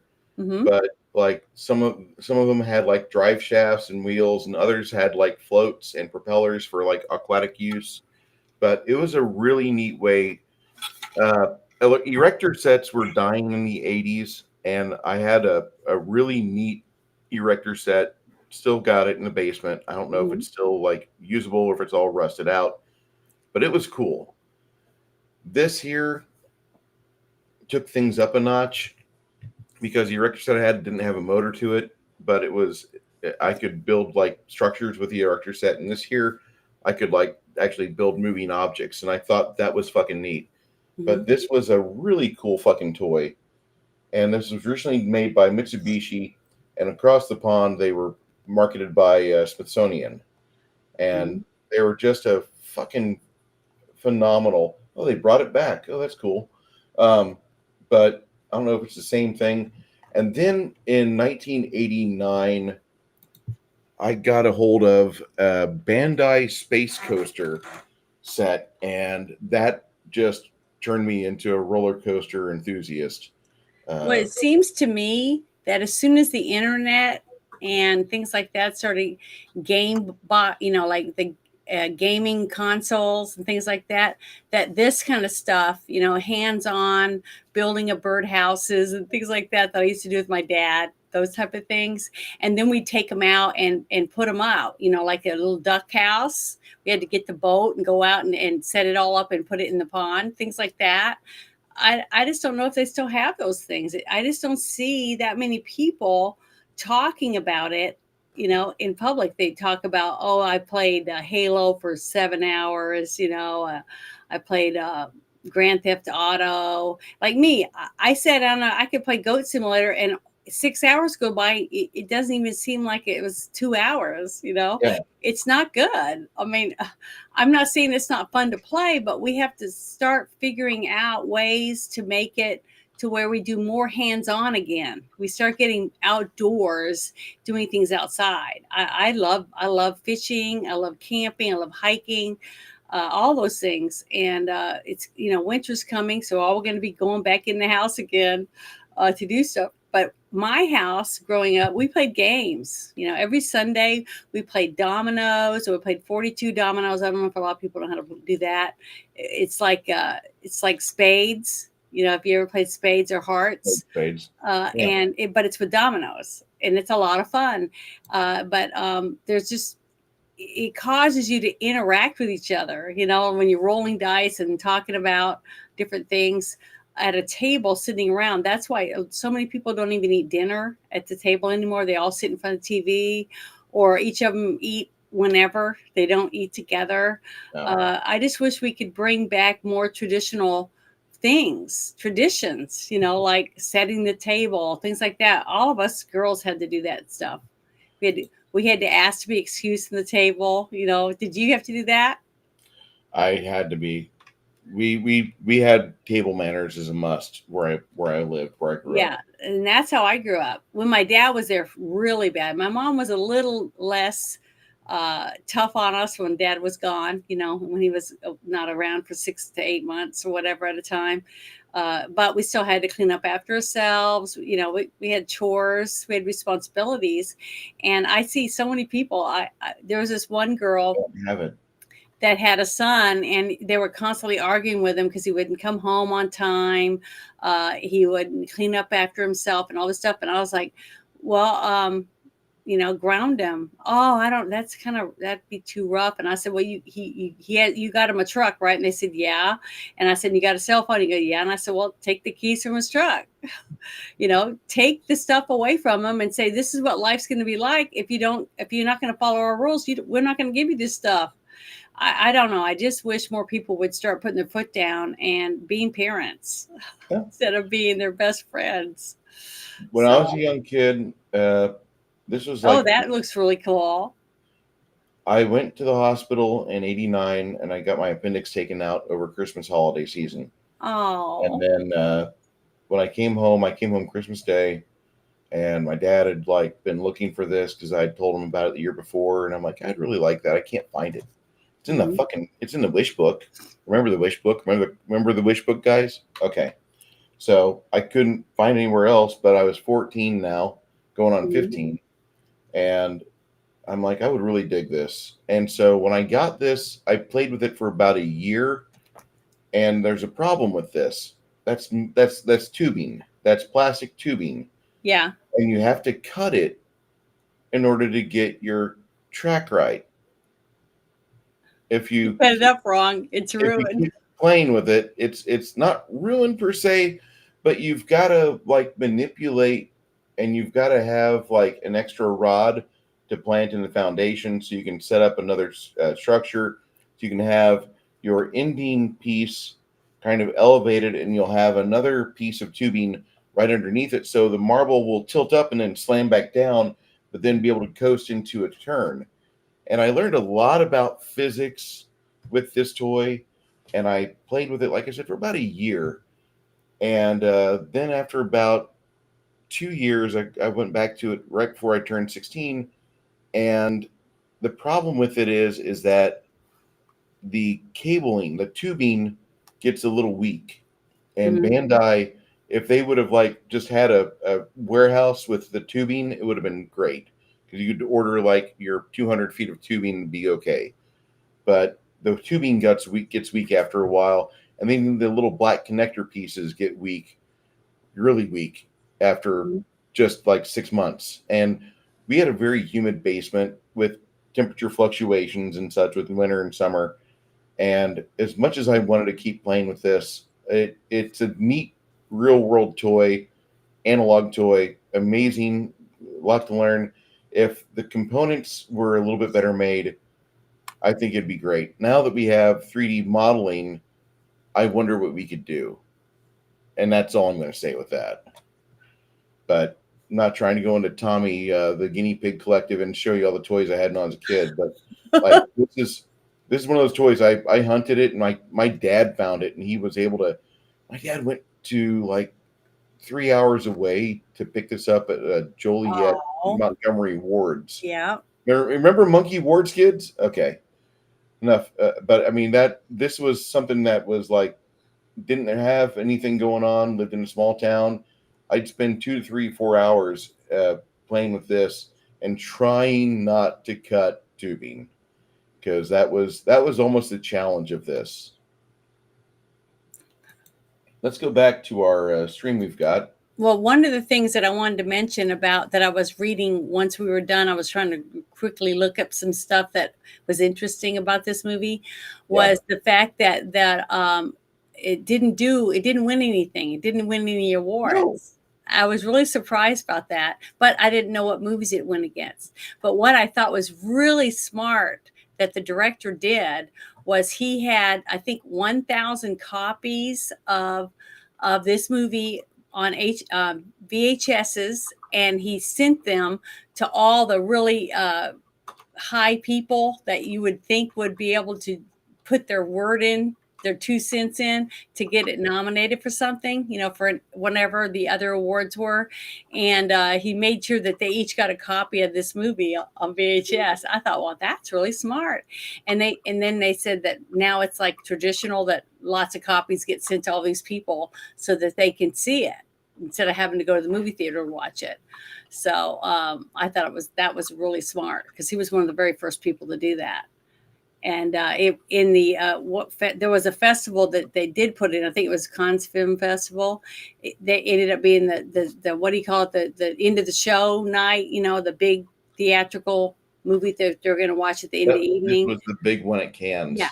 So that was good. So I'm sure everybody enjoyed the movie because I really, really did. I was really impressed because I didn't know what to think about it because the Emerald Forest doesn't really, it sounded kind of like when I was telling people I was going to watch it, they all said, what is it, like Wizard of Oz type movie? And I was like, I don't know, really. I haven't really looked into it yet, but it wasn't anything like that. This was really, really a good family movie, even though it had a lot of nudity. The nudity is nothing like you would think at all. It's not dirty in any way until they kidnap the girls and take them to that brothel. And it still isn't even that dirty. That's the dirtiest it gets. Keep that in mind. You can still have your grandmother. Anything.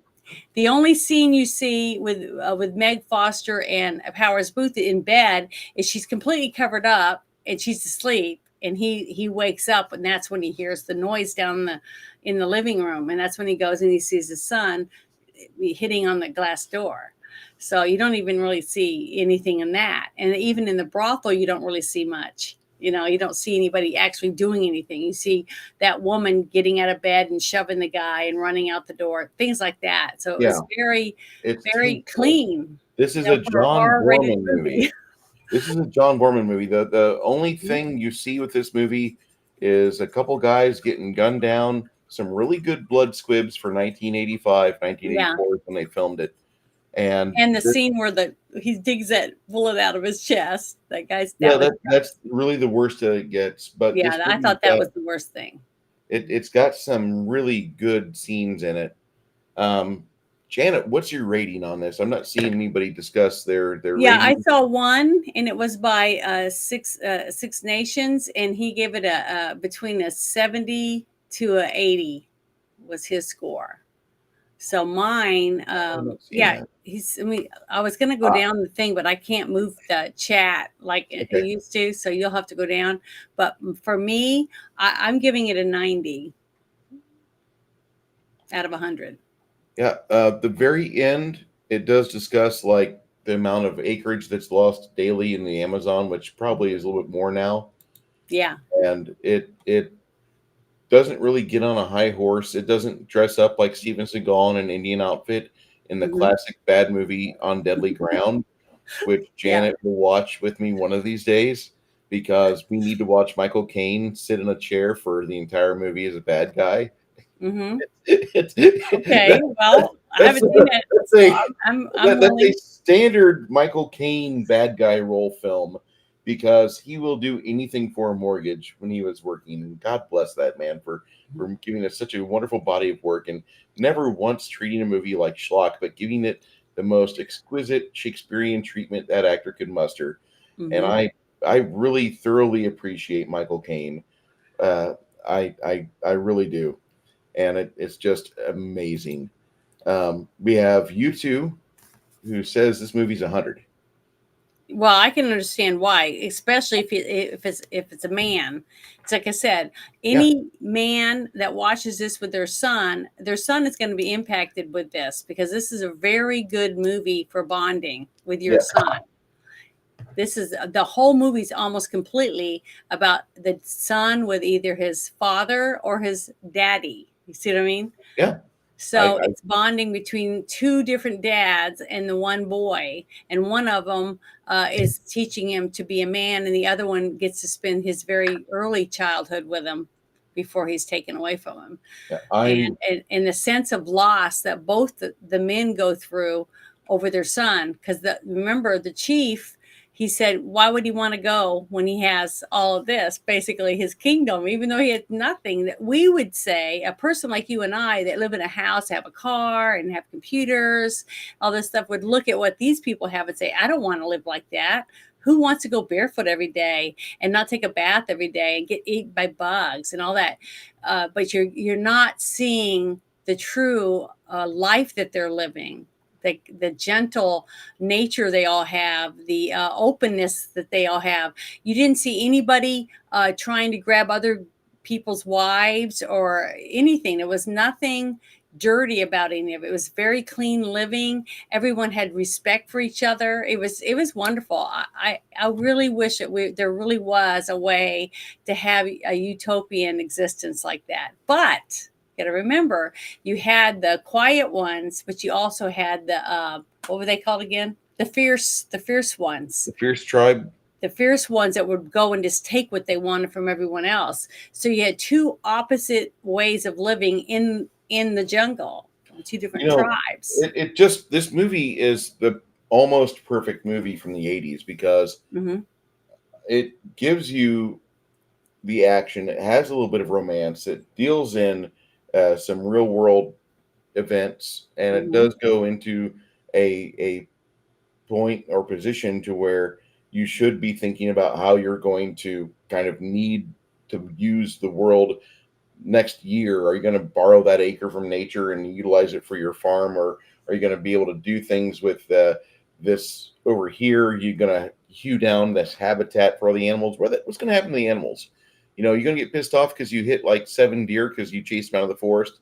You're going to be the asshole and get upset about it. No, you should have like just hunted one a year or two a year and put them in your freezer and eaten them, and you wouldn't have to worry about the deer overpopulating. Leave the forest alone if you can, and you'll be happier. But instead, this movie, and the other part of this movie that I love is that this movie is a very strong Second Amendment movie. It's got the importance of guns in it, the importance of you defending yourself, defending your family. That Hmm. is so fucking great. One of the other things that I really loved about it that was very moving for me, and I got emotional thinking about it, even though I'm not a dad, okay, but I am a mom, and the sadness that I saw in Powers Booth on the fact that he didn't get to teach his son to be a man, that someone else took that from him. You know what I mean? He took him as a young boy, and he spent all those years teaching him how to hunt and how to what to look out for, what would dangers were in the world, things like that. That type of bonding that you get to have with your hands on with your son. That the only I can do that with my child. If I had a boy, I could do that with my son, but I'm not a dad. Okay, there's a difference. I love both my parents, but I have special things that I got to do with my dad that only my dad could do with me. showing me how to to clean a fish, how to bait my hook, different things that my mom could have done, but it wasn't in a dad's way. I don't know. I don't know how to explain it to that any different, but that was the sadness to me Your for dad's the wheelhouse character was a arc. specific skill set. Yeah, it definitely is, and it's a different way a man does it than a woman. A woman is very gentle. She doesn't expect you to do it perfectly, but the man, when he does it in a firm manner, but he expects you to listen and do it exactly the way I'm trying to show you how to do it. Very firm and affirming. To be a man, you have to be able to achieve this. I don't know how to explain any different than that, but I love that. I love that about the father that he had in the jungle. You saw him standing there through the leaves, and you saw him loading, taking the dart, putting the cotton swab behind it, the little bit of cotton that he tore off that looked like he got it from the wild, right? And he puts the dart in there, and he puts the cotton behind it, and he's getting ready to put it up to his mouth, but he looks over to get a reassurance from his father. You know what I mean? Just like a young man, the first time I got to shoot my gun, right? When I went squirrel hunting with my dad, I looked at my dad to make sure, am I holding it right? Am I doing it right? Because every child wants to look up at their parent and have their parent be proud of them. You want your dad to say, "Good job, son," and pat you on the shoulder, or your mom saying, "Well done," and clapping for you in the audience while you're playing football. We all want our parents to be proud of us. And that is what hurt for me, to finally to see him lose that all that time with his son. And then his son sees him through the waterfall, and he sees it's his dad, and he's got his arrow ready to shoot him. And then he realizes who he is. And then he sees the danger that his father's about to be killed by that other guy. So he shoots him off the mountain from the Fierce tribe.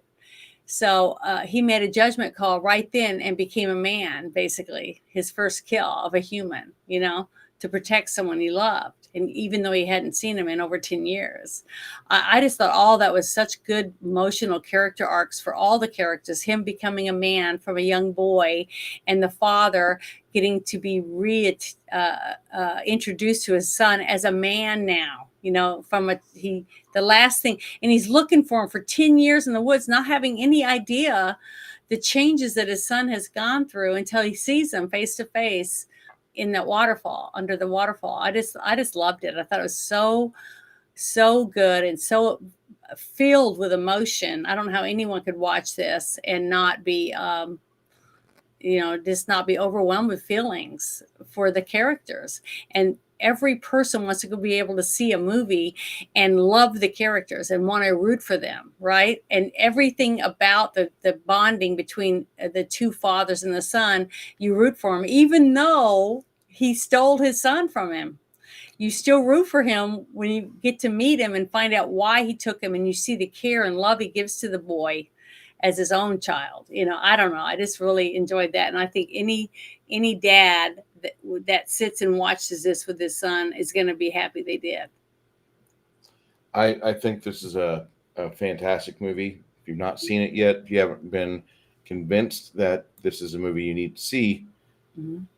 I don't know what to tell you, because English is my first language, and I can't explain it any better than that.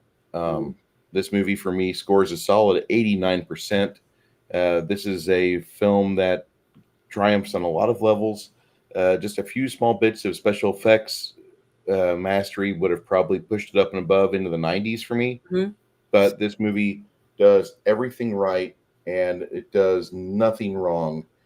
You have a fantastic powerhouse performance from Powers Boothe, probably my favorite performance he's ever done. Mm-hmm. Meg Foster looks absolutely stunning as a mom of two good children. She's very motherly. She played a very, she was very hands-on with the kids in the movie, to look like she was a very hands-on mother.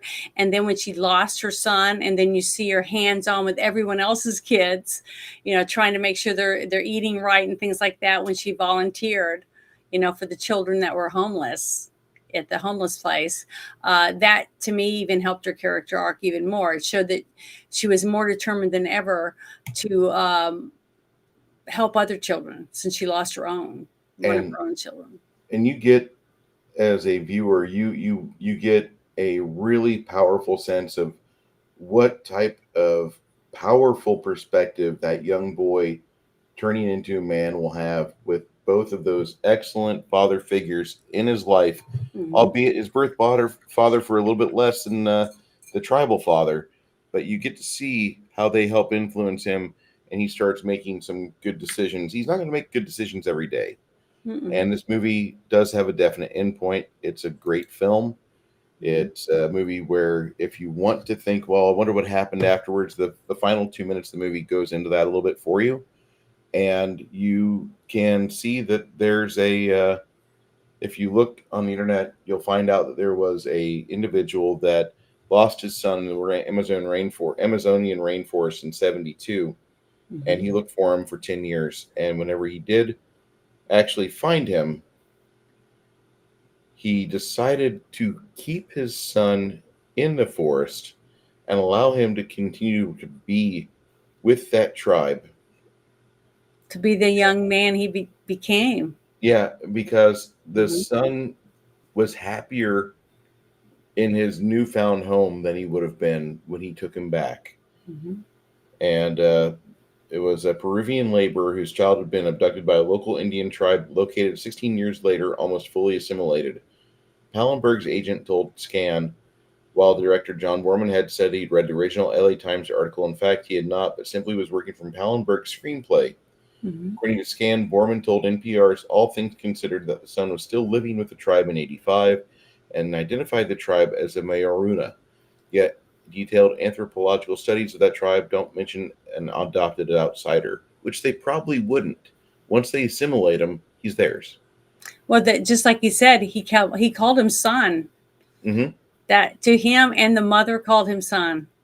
And she was sad when he was about to do the ritual to become a man, and he had to do the ants, on him and stuff like that. And the mother was like, "I'm going to lose my son because he's going to die. Now, My young boy is going to die and become a man." yeah, according to the Wikipedia, which it's not always right, but I'm gonna put my faith in it. The additional source for the Emerald Forest is a book, Wizard of the Upper Amazon from 71. It's Mm-hmm. not a biographical account of Manuel Cordova Rios' kidnapping when he was teen, working for rubber cutters in the Amazon in the early 1900s. He was taken by a group of native Amazonians to the remote Indian village, and they were fiercely independent and fled into the interior because they refused to live under subservient conditions imposed by rubber barons at the time. Mm-hmm. Now, he was incorporated in the tribe and describes a life similar to the one depicted in the Emerald Forest. So there's at least two situations where tribes just, oh, you're young? Come on, be with us. And we'll teach you everything you'll need to know and thrive. And that seems to be fairly based in fact. I don't have a lot of people telling me, when I was doing research before, that these articles are false. Now, Embassy Pictures was struggling in the year of the release, so in '85 they were having a hard time. It did not receive a traditional for consideration advertising campaign for the '85 Academy Awards.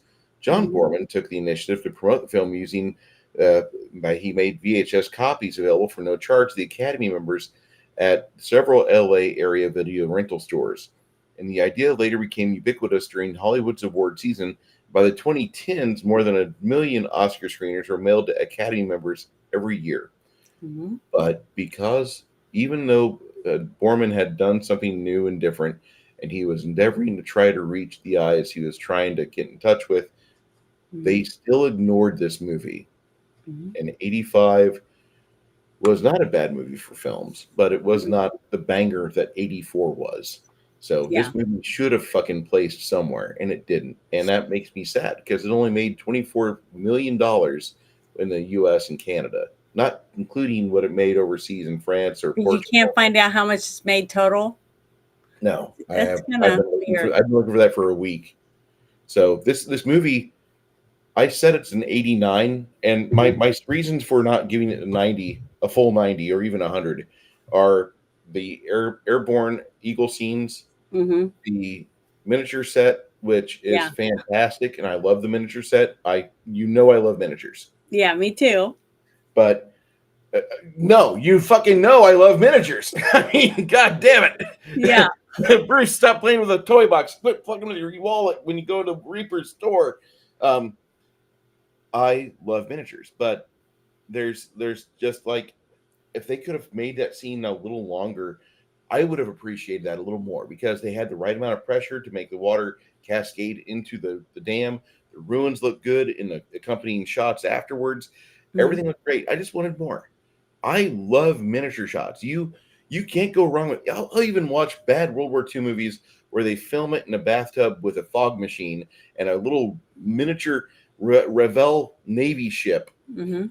Okay, I dig that. That's fun, and I would watch Kirk Douglas movies all day and night if I got a chance to just do that and just watch stupid little miniature shots. I know that sounds crazy, but this movie, if you've not seen it yet, it's on Tubi. Do you like Tubi, kids? Anybody here got a Tubi account? What do you got to do to get a Tubi account? Well, you have to put in your name and email information, and then get Brave as your browser, and now you don't have to worry about ads. Well, one of the things I forgot to mention was the fact that the young boy uh, told his dad when he found him, when he saved him from being killed by those the bad tribe, that Seriously. when you hear frogs chirping, that means it's going to rain. Okay, which is a natural thing that you would think, but that the frogs make it rain when they chirp, right? Mhm. So that was the spiritual part of something that he had that he probably would never have had if he hadn't lived in the jungle, to learn that spiritual ness of nature, basically, that he was being taught by the tribe. And when his father showed him that when he was rolling around on the ground and making all those grunting noises and stuff right next to the fire, he had reached in and grabbed a hot coal, right? When he was doing it, the whole thing to mesmerize and get the people to believe that he's going to heal this man, okay, to give him faith. See, and I love this whole scene. And he ends up making it look like he coughed up a hot coal that he Yeah. had disabsorbed out of the guy's body because he had a bad fever. Okay. And then he laid it on the dad's chest and a little bit of smoke's coming off of it. Right.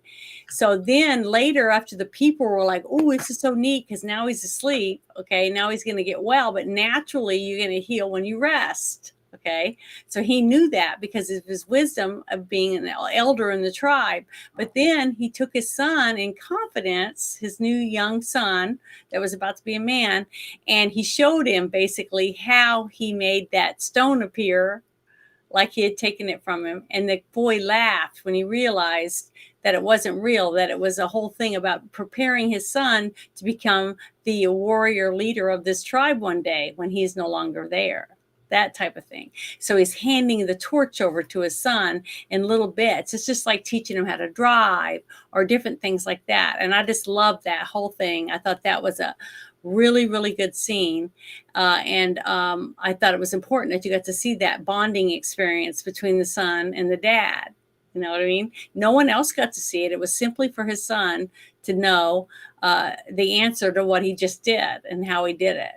So he could use it later on when he needed to inspire his people. But the whole thing at the end, when you see Powers Boothe determined to blow up everything he just spent 10 years doing for his company, building that dam, and he gets the dynamite and he's setting everything up. But when he gets up there and he's got it all ready to blow, he doesn't have to because the rain did it for him. Yeah. The frogs were called and they obeyed. So that gave you a little hint of magic, that there is something out there, something mystical, something to believe in, and it made him even believe in it. Okay, he was reinvigorated by his son's newfound ability of faith. Okay, and he even had it. He was inspired by it when it happened in front of him because it wasn't him that blew up the dam, and he knew it. That's why he picked up that thing, a remote, and threw it into the water as it was rushing out because he realized I didn't do it. Nature I did it. So that was two great arcs for the two dads, two Mhm. different parts by the two dads for the one son. And I love that. I thought that was very good the way that they did that. So, if this movie has inspired you, or if our discussion has inspired you to watch this film, I have a link for you in the chat right here. So you can go develop a Tubi account as we discussed, and then you can go and just enjoy this movie with your family, preferably. If Hmm. you don't have your family close by, if you've got the ability to share a film with them, uh, have you thought about that? Because that's one way that you can have some good times with your family still. I'm states away from my parents, but I try to call them every weekday and make sure they're doing well during weekends. I don't really call them much because I'm more online than anything else. Not that I'm going to be a big YouTube star, but I that's my hobby, and I paint for a hobby as well. But I really think that watching movies with your loved ones is a fantastic way to pass good time. Hmm. And this movie this movie really shouldn't be missed. This is a film that I think every one of you in chat would be excited to watch, and you should probably give it some time. Give it the 2 hours it deserves, Hmm. because you're not going to see a movie made like this in 2024 or 25. It's been a Uh, long time. there, yeah. But Janet, I do recommend, if you have a chance before the holidays, to plan to try to, if you haven't seen your dad in a while, why not plan to sit down with your dad and watch this movie with him? You know what I mean? Even it great. doesn't have to be a dad watching it with his son. Why can't the son say, "Hey, Dad, I got a great movie, and I would like you to watch it with me"? I think it'd be good. I think it'd be good for you to do that Yeah. if you can. It'd be a memory. For those of you that are questioning about Bill, I'm actually naming this figure Bill. It's Reaper's King of the Jungle. Not Mhm. exactly my best paint job, not bad. Yeah. This is The King of the Jungle by Reaper Miniatures, and I'm calling it Bill because my friend Bill Helmbacher, he was a friend of mine back in the '90s, Hmm. and he got me my first apartment, and we had a good time. Uh, Played a lot of Dungeons and Dragons together. No surprise there, right? And Hmm. then in August of '98, he was murdered in his apartment by a person that we thought had murdered him because we found the DNA evidence in the boots, but come to find out Charles Palmer Jr. Was innocent because we can't use fucking DNA evidence because it's too inconclusive, apparently, which I can, if you can't tell by my tone of voice, it's something I kind of disagree with. We found the evidence all over this guy's pants and boots, and so it just seemed kind of fishy, kind of suspect.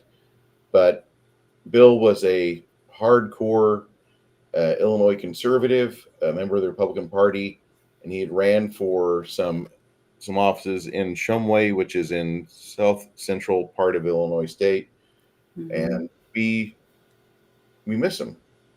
Uh, Bill loved his son, and one thing that he would always get his son to do, he would hold an elephant toy, and the little boy would scream, "Font, font," because he couldn't say elephant. He's two. Yeah. But he loved hearing that, and he was a very good guy. He had a big heart. People that were friends of ours in our gaming groups, in our gaming circles. Hmm. He had a few guys that lived with him. Don't know the actual status of those guys, if they were uh, initially, one of the guys was a suspect, but that turned out to not be the situation. Although the police might have reopened that because Charles Palmer obviously wasn't, even though he had the DNA evidence all over his boots, which is now inconclusive. Hmm. But William Helmbacher had a long life ahead of him. He was murdered in his early 30s. And because of the fact that he was such a huge fan of the elephant, I'm going to call this miniature Bill. And I don't even know if I'm going to let this one go up for sale. But if you want to know, if you are interested in the purchase of said King of the Jungle, I'd be more than happy to discuss that with you. I feel I'm pretty reasonable on things. Mm-hmm. If there's any questions that you have, feel free to drop them in the comment section. One thing we like to do is I have Janet read comments that I remember, and I don't Mm-hmm. know if I've had any comments pop up in the past week or two. Let me check. Well, I was going to ask you something. Where is the camera that's on the elephant? Where is it at?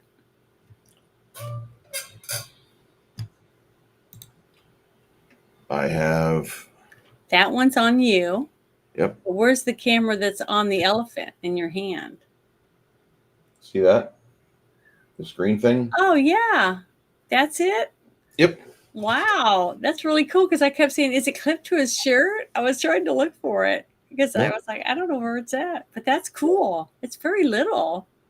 Yeah, it's an IPVO 4K camera, and I've had it for about 3 years now. It's really Mm-hmm. good. It doesn't have problems like the Logitech cameras I've got in the front room.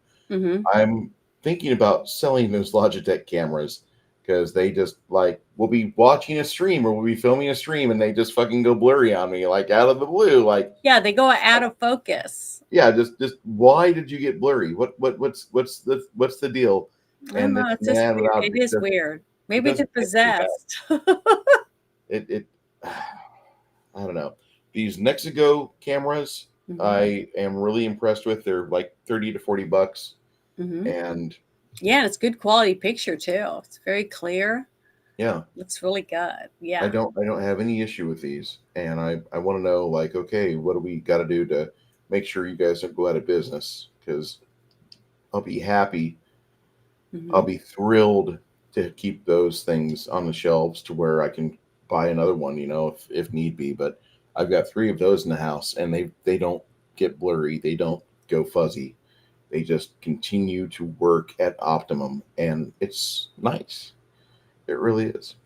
I'm going to give Bill some black pupils, and then we're going to consider him finito. But the next miniature I'm going to paint is not going to be the Alcabeth the Ancient. It's not going to be the Demonic Lasher. Instead,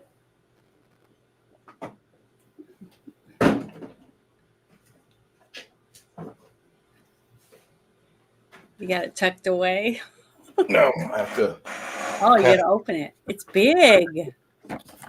Oh, you got to put it together first. Yeah. The next figure I'm going to be doing is the Reaper figure, Maldrakar. Yeah, that's It's huge. time. It's time. Mm-hmm. So good. I like the tears in its wings. Oh my god, that figure is so damn cool. Reaper made it years ago, and they made a couple updates to it. They offered a pre-painted version, and I sure as shit am not going to buy that. Yeah. But I will happily buy this one I have. And they had a limited edition version that had like 8 or 12 paints in it, which that would have been nice, but I have enough paints. Yeah, you got a lot of paint. I need to go through these paints and like continue to use them and continue to work them. Mm-hmm. Hey, yeah, I know. I've been saying that too. I'll get an Etsy or something set up. I don't know yet. We'll figure it out, kids. My name is Bruce. Janet, any closing words on? No, not really. I'm looking forward to next week. I'll have the team shit show on Thursday night and then a Friday night shit show. And we'll probably be talking about what happens on Tuesday. And Tuesday night, I'm going to be on Pacific 414. Isn't that what it is? 414. And we're going to be discussing as the results come in through the night. So that's going to be fun. Well, I want everybody to vote. Mm-hmm. Those of you that want to vote for the cackler, I want you to just stay home. Just think about your decision. I already voted early. Think about what you've done with your bad decisions, if this is where you're at, and just like sit home and eat your sack lunch and debate some really bad ideas. Hmm. But if you're going to vote for Orange Man bad, then that's great because I want Orange Man bad back. I want the garbage man in charge. That's I'm right. okay The with it. garbage man. I want him in charge. I want the felon to be in charge of the hillbilly. Uh, I got too much crap from mainstream media trying to tell me crap and Iowa's lost or whatever. I don't give a shit. I don't listen to them anyway. I'm more apt to listen to 32 Flavors and Nick Weiser and Comics Division on political talk than I am to Fox News. Well, And the thing is, I just want people to remember after we vote and he wins, it's up to us in our states, in our towns, to help Trump be successful by making sure the people that we put in our offices, in our states, in our towns, do their jobs. Hold them accountable so Trump can be successful. Because he had 2 good years, but most of it he still had to write executive orders before COVID came.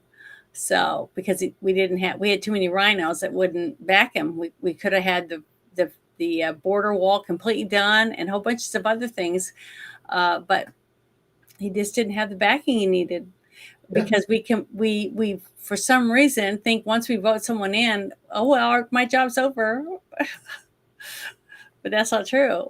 Now he's got a team though. So now he's got a team, and we can all keep rooting for the team, like helping our kids get healthier, mhm. taking things out of their diets that they don't need. I Those like type of things. MAHA. I love the idea of MAHA. Make America healthy again. Yep, I love Get it. us I off love the all fucking of it. high fructose corn syrup. And Um, no tax on tips. I think that's great. And then no tax on our Social Security since we already paid taxes on it. Overtime. Yeah, no No, tax on no tax overtime. on overtime would send me into a fucking 5 bedroom mansion. Hmm. Um, I that think that's I all. think all of these things are going to help our country, but we need to help ourselves too. We need to help ourselves by following through on making sure that we hold our people that we just put in office accountable for what they said they were going to do, and that's on us. Yeah, It is our country, right? it is. So So let's fight for her. um, after Tuesday, it's going to be a fight. I don't really want to talk about it that much, but No. uh, freedom's worth keeping. So I'm willing to go as far as the distance is for that, and Yeah. whatever it is, But be what's damned. next week's movie? Next week's movie Yeah. is the classic film with Timothy Hutton, Iceman. Oh yeah. Okay. And Yeah. and if you've never seen Iceman, I haven't. Arctic researchers. Let me just pull this up. It's a Timothy Hutton film, and no, it's not that. Not that. 1984, directed by Fred Schlipsky. You Hmm. have Timothy Hutton, Lindsay Krause, and John Lone playing in the film to where this individual is just discovered. An anthropologist, part of an Arctic exploration team, discovers the body of a prehistoric Neanderthal man who subsequently resuscitated. The researcher must then decide what to do with a prehistoric man, and he finds himself defending the man from those that want to dissect him in the name of science. And it's a fantastic little movie. It's Yeah, I'm excited good. about seeing it. It's one of those films that you kind of kick yourself because I could have seen this too. Hmm. Yeah, this is a great movie, and I really like. I watched this and Emerald Forest within the same weekend, and I don't think I've had a banger of a weekend like that of movies I hadn't seen ever. That was great. Hmm. Um, like I said, this is in that same almost same tier of mid-level action movies. This is more of an adventure film Yeah. because there's a lot more discovery involved, but this has some good action in it. I do recommend if you haven't seen it yet, come watch it with us in Discord. Yeah. Yeah. We do that every week. We try to invite everyone to that wants to come with us and join us and watch the movie that we're about to talk about. And we'd love to have people join us, and we talk a little bit after we watch it in there before we come out here. But it's fun. It's very relaxing, and I look forward to watching a movie every week. Yeah, me too. So I enjoy it. missed out last week. We almost had a Janet sighting in San Antonio, but we had some things happen, Yeah. and I that was kind of really stinks. depressed. Yeah, that kind of stinks. But I'm happy you've got I'm happy that what was going on with your family is, your Fixed. family is in good shape. They're fixed. Mm-hmm. Nobody's freaking out. Rent's going to get paid. Light's going to get paid. Mm-hmm. But this is a opportunity. Every Sunday we watch these films, and we'll also be having a special guest with us, and he'll be coming out as a more recent guest on our stream every other week, and that would be Bear. So literally, we have a girl, a guy, and a bear. I hope everybody's ready for him. Let the memes commence. Thank you so much, one and all, for being here today. If you have any questions or discussions that you'd like to add, go ahead and drop them in comments. We'll be more than happy to address them on the next issue. And Janet, it's good playing with you and seeing with you again. Thank And you. thank you for being part of this today. You're welcome. I wouldn't miss it.